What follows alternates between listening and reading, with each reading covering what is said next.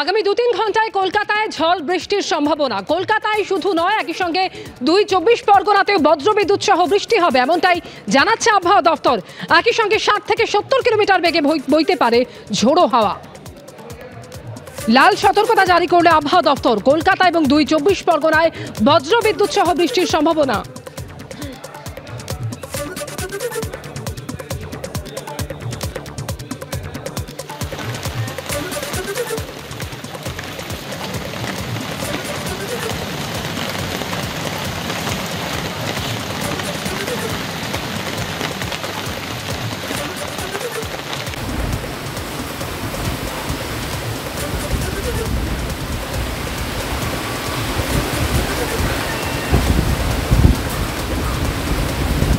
Candle আছে।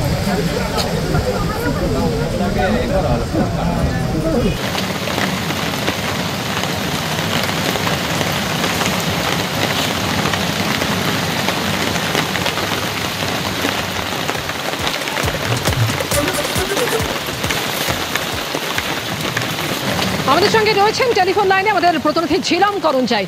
ঝিলাম, এমনিতেই আজকে সকাল থেকে আকাশের মুখ ভার ছিল, তারপর কয়েক দফায় আমরা দেখলাম ঝেঁপে বৃষ্টি নামলো শহরে। আগামী কয়েক ঘন্টার জন্য ঠিক কি সম্ভাবনার কথা জানাচ্ছে আবহাওয়া দপ্তর? একদমই যেমন তুমি বলছিলে যে আগামী ২ থেকে ৩ ঘন্টার মধ্যে কলকাতা, উত্তর ২৪ পরগনা, দক্ষিণ ২৪ পরগনা সেখানে ৬০ থেকে ৭০ কিলোমিটার বেগে ঝোড়ো হাওয়া যেমন বইতে পারে, তার একই সঙ্গে বজ্র বিদ্যুৎ সহ বৃষ্টিপাত হতে পারে। লাল সতর্কতা দেওয়া হয়েছে আবহাওয়া দপ্তর থেকে, রেড অ্যালার্ট, এবং তারা সাধারণ মানুষকে, জনসাধারণকে সুরক্ষিত জায়গায় থাকার জন্য সব পরামর্শ দিয়েছেন, যাতে কেউ কোনো বিপজ্জনক বাড়ি বা গাছের তলায় না থাকে। একই সঙ্গে তোমাকে জানিয়ে রাখবো যে এই সতর্কতার, লাল সতর্কতার পাশাপাশি কমলা এবং হলুদ সতর্কতাও অন্যান্য বেশ কিছু জেলায় দেওয়া হয়েছে, যার মধ্যে বীরভূম রয়েছে। এবং যেমন যেটা আরো জানানো হচ্ছে যে দক্ষিণবঙ্গের সমস্ত জেলাতে আজ এবং কালবৈশাখীর সম্ভাবনা রয়েছে, এবং এই ভারী বৃষ্টিপাত কিন্তু আগামী এই সপ্তাহের শেষ অবধি চলবে। এবং তার মধ্যে পরিস্থিতি যে আরো তাপমাত্রাও কমবে, ঝড়ের যে গতিবেগ সেটা যেমন দক্ষিণবঙ্গে যেরকম থাকছে উত্তরবঙ্গেও সেরকম থাকবে বলে জানিয়েছে। এবং এটা মূলত হয়েছে যে যেটা সাইক্লোনিক পরিস্থিতি তৈরি হয়েছে বাংলাদেশ এবং ওড়িশার মধ্যে দিয়ে, তার জন্য এই পরিস্থিতি। ফলে সতর্ক বার্তা দেওয়া হয়েছে আবহাওয়া দপ্তর থেকে কলকাতা, উত্তর ২৪ পরগনা, দক্ষিণ ২৪ পরগনা, যেমন আগামী ২ ঘন্টার জন্য কিন্তু আজ এবং আগামীকাল দক্ষিণবঙ্গ এবং উত্তরবঙ্গে কিন্তু কালবৈশাখীর পরিস্থিতি আছে বলে, সম্ভাবনা আছে বলে আবহাওয়া দপ্তর জানিয়েছে। ধন্যবাদ।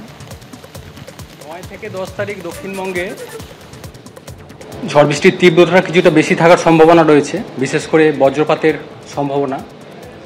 দু এক জায়গায় বজ্রপাতের তীব্রতা বেশি থাকার সম্ভাবনা রয়েছে, বিশেষ করে ৯ থেকে ১০ এই পিরিয়ডটায়। দমকা হাওয়া থাকার সম্ভাবনা রয়েছে, কোথাও কোথাও ৪০ থেকে ৫০ বা ৬০ কিলোমিটারও প্রতি ঘন্টায় থাকার সম্ভাবনা দু এক জায়গায়। বৃষ্টিপাত মেনলি মাঝারি ধরনেরই থাকার সম্ভাবনা।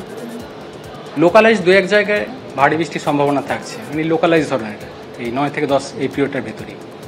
মেন কনসার্নটা হচ্ছে থান্ডারস্টর্ম অ্যাক্টিভিটি, দমকা হাওয়া, সেই সাথে বজ্রপাতের তীব্রতা বেশি থাকার সম্ভাবনা। তারপরেও ১১ থেকে ১৩ তারিখ বৃষ্টিপাতের সম্ভাবনা থাকবে, তবে তীব্রতা, যেটা বজ্রবিদ্যুতের তীব্রতা বা দমকা হাওয়ার তীব্রতা, সেটা ধীরে ধীরে কমবে।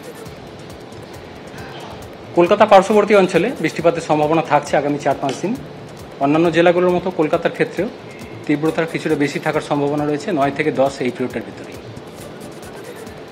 উত্তরবঙ্গের জন্য ইন্টেন্সিটি তুলনামূলকভাবে কিছুটা কম থাকবে দক্ষিণবঙ্গের থেকে, তবে বৃষ্টিপাতের সম্ভাবনা থাকছে আগামী ৪-৫ দিন উত্তরবঙ্গের জেলাগুলিতে।